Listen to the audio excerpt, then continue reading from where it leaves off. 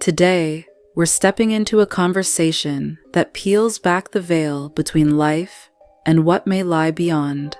Oprah Winfrey, renowned for her soul-stirring interviews, sits down with Dr. Bruce Greyson, a leading psychiatrist and pioneer in the study of near-death experiences. Together, they've spent decades listening to the stories of those who died and came back with messages too powerful to ignore. Among them, Oscar-nominated actor Jeremy Renner, who flatlined after a horrific accident in Lake Tahoe and lived to share what he saw on the other side.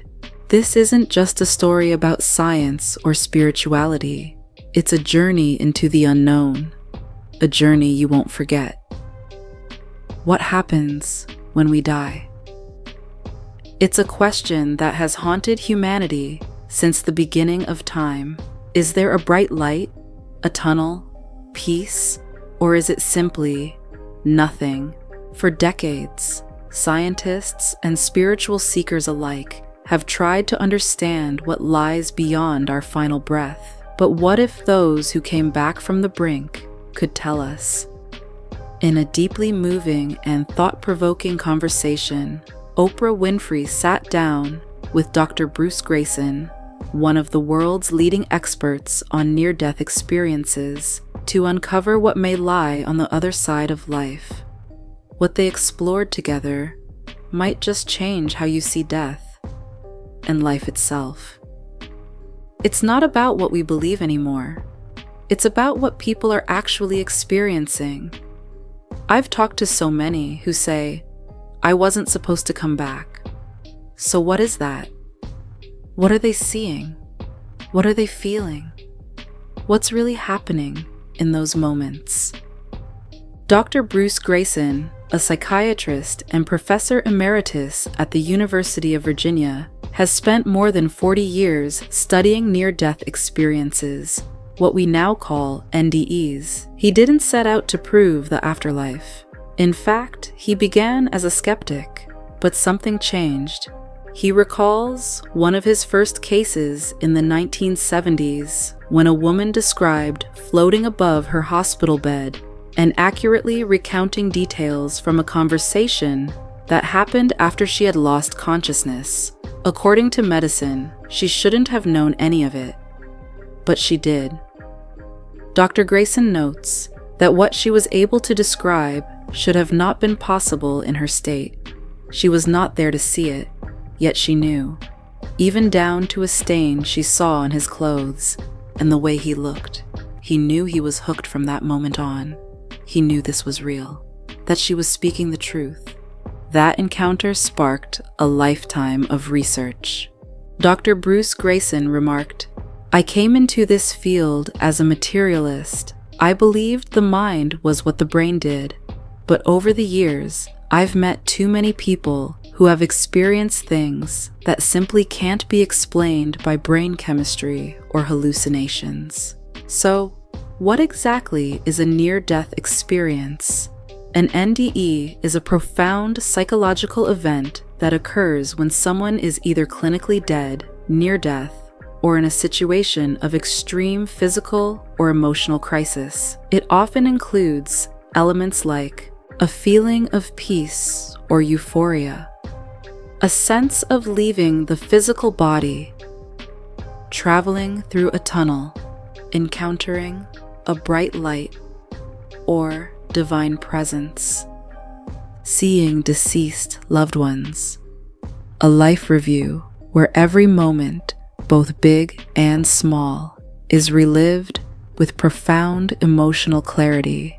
Take, for example, the story of Mary Neal, an orthopedic spine surgeon and devout scientist who drowned while kayaking in Chile. She was pinned underwater for nearly 30 minutes. Her survival, by all accounts, was impossible. And yet, when she returned, she shared something extraordinary. Mary Neal stated, "I felt my spirit peel away from my body and rise up. I was surrounded by beings who were so full of love, I can't even describe it. I didn't want to come back. I begged not to, but I was told, it's not your time yet. Then there's Howard Storm, a former atheist and art professor who found himself in utter darkness after a medical emergency. He described being pulled into a terrifying void by shadowy figures until he cried out for help, and a radiant being of light appeared, transforming his fear into profound peace. Howard Storm expressed, "This light, it was like nothing I'd ever known. It knew everything about me, every shameful thing I'd ever done, and it loved me anyway." These are not isolated stories. Oprah herself has interviewed dozens of people over the years, ordinary people from all walks of life, who've had these otherworldly experiences. And remarkably, their stories share striking similarities. Even children who have no knowledge of religion or the concept of death often describe the same features: a tunnel, a light, a peaceful presence, and a knowing that everything is going to be okay. It's not just about dying, it's about awakening to something bigger than yourself.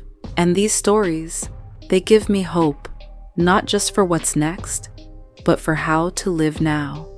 The pair sat down to talk with Jeremy Renner, who expressed that everything Oprah and Dr. Greyson stated about the other interviews with survivors, what was happened to him exactly. He expressed how he saw his lifetime all at once, and that there was no time, and that everything was all encompassed together, and there is a collective divinity of love. Essentially, everything belonged together as one. We are relieved of any division that we experience during our lifetime. How does one go on with life after such a divine experience? How does one continue to act? Jeremy describes how difficult the thought of returning to acting would be after such an experience, not just physically, but emotionally. When life has much more meaning after death, what does it mean to return to who you were? He did say that with time, things started to settle, and the reality sinks in, but the experience stayed with him, and the profound love he felt was something he continues to cherish in the life he has continued to live. But what does science say? Dr. Greyson explains that many of these experiences happen when brain function has flatlined, when there is no measurable electrical activity in the cortex, the area responsible for thoughts, perception, and consciousness. So how is it possible for people to see, hear, feel, and remember when the very organ that supports consciousness has shut down? Greyson published these findings in medical journals and explored them in his groundbreaking book, After a Doctor Explores What Near-Death Experiences Reveal About Life and Beyond. In it, he challenges the long-held belief that consciousness is solely a product of the brain. If the brain is like a radio receiver, then maybe during an NDE that receiver is damaged or turned off. But consciousness continues, independent of the brain.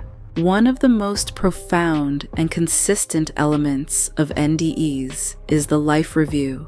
People describe watching every moment of their lives, not as a movie, but through the eyes of those they impacted. If they caused pain, they felt that pain as if it were their own. If they brought joy, they felt that too. Imagine reliving a moment you barely remember, like cutting someone off in traffic, and suddenly experiencing the fear or anger that person felt in that instant. That's the life review. An NDE survivor stated, "I saw my life like a ripple in a pond. Every act of kindness, every act of cruelty, it all mattered.